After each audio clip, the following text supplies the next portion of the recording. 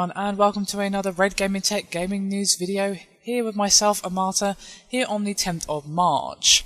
I have some more SimCity news for you today, as it looks like the server issues that have been plaguing a rather disastrous launch are starting to improve.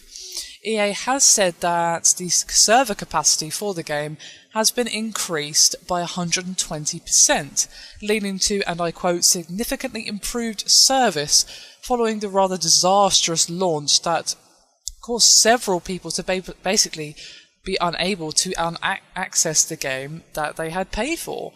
To basically say sorry for all the problems and everything like that, EA has actually offered a free EA game to SimCity customers as an apology, and EA's Maxis label general manager said the server issues which began at launch have improved significantly as we added more capacity.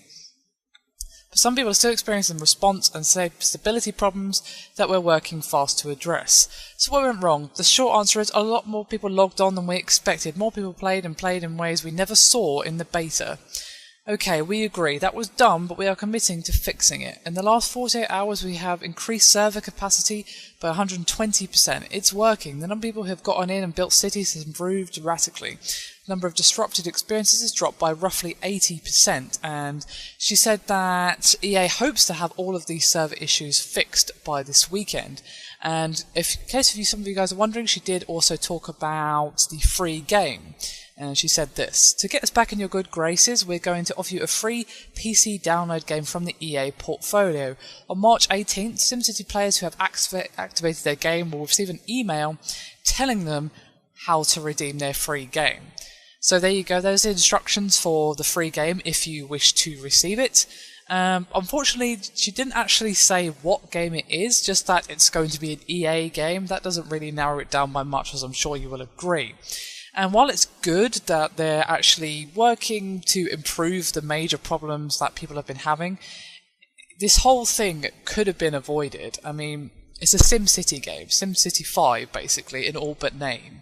And by the amount of pre-orders they were probably receiving, they probably should have gauged that, hang on, we've got this always on DRM, and let's not get into why they did that or whether or not it's right. That's a completely different topic that I am actually going to cover in another video because it needs to be discussed, I felt. Anyway, so they've got this always on DRM, which basically means that if your internet disconnects, you will be thrown out the game, and some of your progress might even be lost as well if you're disconnected for whatever reason.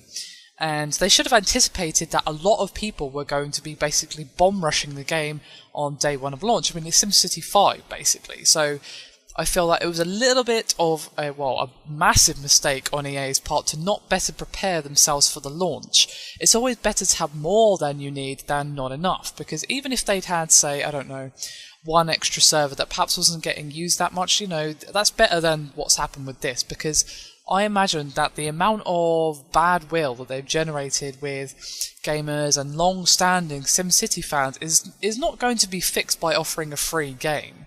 Yes, that's nice, don't get me wrong, it's good that they've officially recognised that they've made a pretty big mistake and are offering some form of compensation, are actually working to fix it. However, as good as that is not going to be enough for some people. They're still going to be annoyed about the way this is completely mishandled. I mean, this was going on for 5 days, 4 or 5 days, I believe. These major issues were occurring. So that's a whole working week that these issues were going on, and I don't think some people are going to be completely calmed by a free game. I think the amount of will they've destroyed here is quite a lot, and the damage that they've caused by this rather disastrous launch is going to take longer to repair, and might even be beyond repair with some people. And I think that they're going to have to seriously consider in the future, if they're going to use always on DRM for any of their games, that they need to better address the issues which caused this basically massive disaster area. But anyway, that's me done for this video. Hope you found it helpful.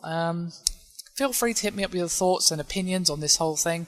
A lot of you have been saying that they shouldn't have done this. They should have better prepared, and that's the kind of stuff I want to hear. I want to hear what you guys think. You know what I think, but what do you think? And will you be steering clear of these kind of games in the future because of this SimCity launch disaster area? I mean, even if you weren't directly affected by this, even if you weren't someone who was trying to get onto the servers or what have you, do you think that now you're going to be even more cautious than you previously were? Personally, it's definitely made me a bit like, okay, need to watch out for this. So I'd be interested to see what you guys think on the whole topic. And I will be doing a video before too long, I think, on this topic, as I feel like there's quite a lot to say here. Anyway, that's it for this video. Hope you've enjoyed, and I'll see you again, next time. Bye for now.